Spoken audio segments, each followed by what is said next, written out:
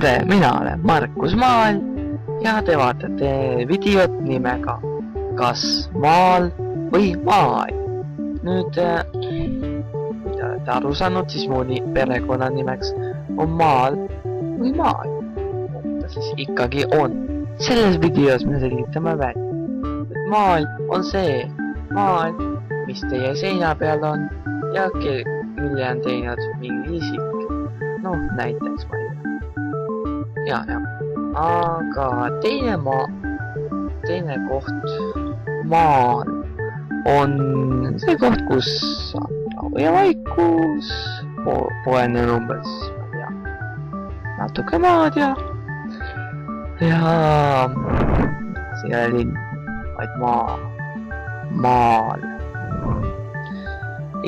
Igatahes on nüüd niimoodi, et mu perekonnanimi tegelikult tähendab seda maali, mis on seina peal.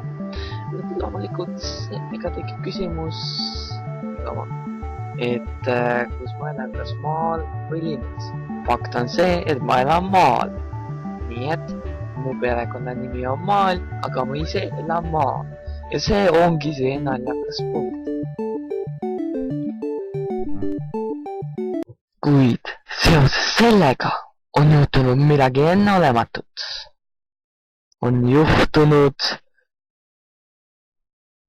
video Markus Maal vaatamiste ülekaal. Kui just, peaaegu juhtus see, aga inimesed otsivad minu nime ja leiavad video nimega Markus Maal.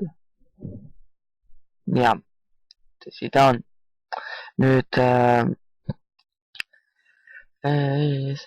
ikkagi selline video, kus, no tõesti, see küll mina selleks ei ole.